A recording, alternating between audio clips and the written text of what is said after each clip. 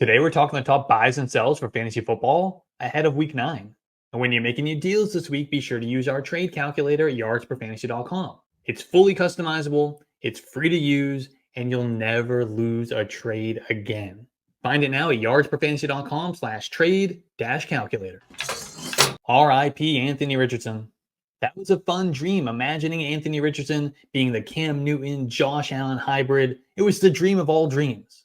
Unfortunately, though, Anthony Richardson regressed in a big way from year 1 to year 2. He completed more than 50% of his passes just one time this season, and that came in the game that he exited early after throwing just 4 passes. He completed 20 of 56 attempts over the last 2 weeks, good for a 35.7% completion rate. Just brutal. And his complete incompetence as a passer was just dragging down the pass catchers in the offense right into the mud alongside him. But worry no more, Joe Flacco season is here. Joe Flacco completely changes this offense. He opens up everything. He can complete passes at a league average rate or better, and he can actually push the ball down the field to his playmakers. Michael Pittman's only 100-yard game and his 2 touchdowns came from the arm of Joe Flacco. Josh Downs combined for 30 targets, 217 yards, and 2 touchdowns in 3 games with Flacco. Even Alec Pierce had a 134-yard game in one of Flacco's starts.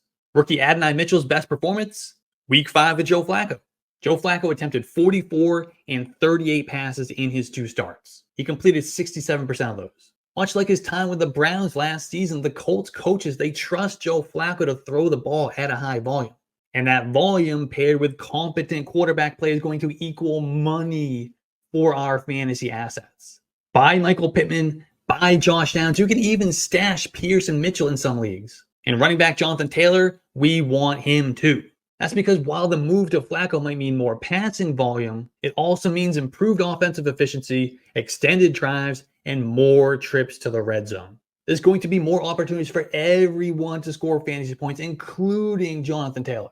The running backs are often the last position discussed when a team upgrades its quarterback position. Everyone wants the wide receivers, but the running backs get an equal, if not greater, value bump in fantasy for all the reasons I just listed. So yes, go buy Jonathan Taylor too. I will continue to push Rome Odunze as a buy, as a waiver wire pickup, and a must stash in every league. Whichever of those categories he falls into in your league, make sure you are rostering him. Now, admittedly, the Bears' offense did take a little bit of a step back in week 8 after they were surging prior to the bye week. However, the usage has been very encouraging for the number 9 overall pick. Odunze has been above a 20% target share in 3 of his last 5 games. That included in week 8 when he led the Bears in receptions and receiving yards, as well as taking 2 carries. It only added up to 54 yards, but it was encouraging nonetheless. Now, outside the Commanders game, which was kind of a weird one on both sides, the Bears offense had been improving over the prior few weeks. DeAndre Swift got going, Caleb Williams got going, so getting their rookie wide receiver on track seems like the natural next step.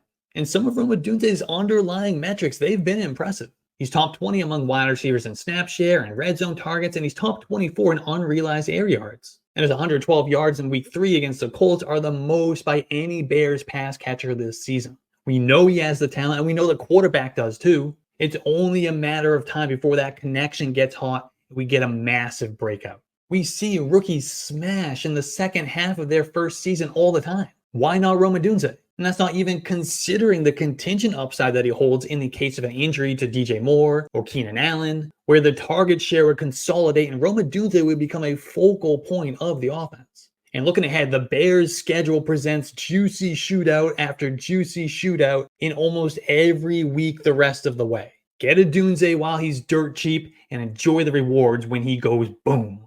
And if you believe this is the week that everything comes together for Rome Odunze, then you can play this pick'em on Underdog. Lock in your pick now and use promo code YARDSPER for a free pick and a deposit offer of up to $1,000. That's promo code YARDSPER on Underdog. Let's get it. Remember when I talked up Drake Maye as a sleeper to stash at the end of your drafts this summer? Well, it's happening. In 2 full games since taking over the starting job in New England, Drake Maye has scored over 20 fantasy points in each, and he finished as the QB 10 and the QB 7. And then in about a half a game before sustaining a concussion in week 8, Drake Maye scored 11.5 fantasy points while rushing for nearly 50 yards and a touchdown. Not only is he getting it done for fantasy, he looks good doing it. He's poised in the pocket, he's accurate with his throws, and he's not afraid to tuck it and run. He leads all NFL quarterbacks in completion percentage under pressure, and he's number 2 in deep ball completion rate. And with the Patriots in comeback mode, more often than not, they're going to continue to need to lean on Drake Maye and the passing game. He is only going to get better from here, and he could very likely finish the season as a top 10 quarterback in fantasy points per game. He's currently in concussion protocol, which should allow you to get him for cheap, but this might be your last chance to do so. So full transparency, I was actually going to talk about Xavier Worthy as a buy in last week's video. However, that was before the Chiefs went out and they traded for DeAndre Hopkins. So not having the time to fully evaluate that new situation, I decided to hold off. However, after having that chance to analyze this situation and getting some information from week 8 as well, I'm going full speed ahead, recommending Xavier Worthy as a buy heading into week 9. Xavier Worthy's role has been expanding over the last few weeks. It's great to see. He led all Chiefs wide receivers in routes and had a team-high 8 targets, which was good enough for a 30% target share back in week 7. And no other Chiefs wide receiver had more than 2 targets in that game. Worthy was also number 3 in the league in week 7 with 134 air yards, which accounted for 62% of the team's total air yards. And then in week 8, Xavier Worthy again had a healthy 21% target share. And this time they connected for 4 catches for 37 yards and a touchdown. It was still kind of an underwhelming performance given the 8 targets and the explosive elements of Xavier Worthy's game. Those truly game-breaking plays just haven't hit yet. But eventually they will, and when that happens, you are going to want Xavier Worthy on your fantasy team. This is a playmaking wide receiver with 4.21 speed. He's already flashed a few explosive plays earlier in the year. And now that the usage is up and teams are going to have to pay more attention to DeAndre Hopkins, it's only a matter of time before those boom weeks start coming in bunches. Kareem Hunt has been a consistent fantasy contributor since taking over the Kansas City backfield after Isaiah Pacheco broke his leg in week 3. However, a lot of that fantasy production has come from touchdowns.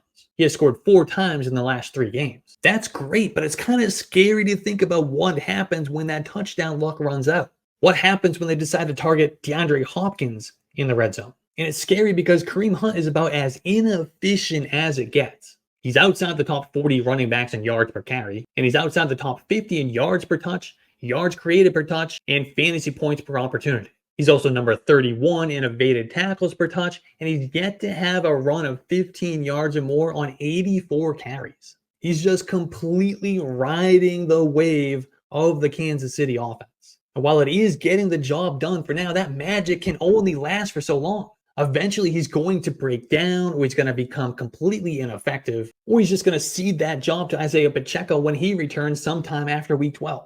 Either way, you are not going to have Kareem Hunt for your championship run. So if you're in position to start looking ahead to the fantasy playoffs, you might want to cash out now on this ticking time bomb while he still has value. The Diontae Johnson trade is fun for Lamar Jackson. It's fun for Xavier Worthy too. But you know who it's not fun for? Diontae Johnson. While he certainly gets an offensive upgrade and a massive boost at quarterback, Johnson's sliding into an offense that already is featuring Zay Flowers and Derrick Henry. We can't forget about the resurgent Mark Andrews either. That's not a situation that feels optimal for a newcomer to come in and thrive right away, especially when we factor in how little the Ravens had to give up to get him. They gave up a 5th round pick for Diontae Johnson and a 6th, a move that'll be like a net move down of about 15 picks. And the Panthers are paying most of Johnson's remaining 2024 salary. Essentially, the Ravens have nothing invested into Diontae Johnson, which makes this kind of a luxury ad, not a guy they're going to force feed targets to. I do think Johnson can have success in the Ravens offense, but this move is more one that's going to benefit the real life team rather than our fantasy teams. We're looking at wide receiver 3 level production at best rest of season. He may not be a must sell, but I know there are people in your league that are excited about this move and are expecting high end production. Sell Johnson to them.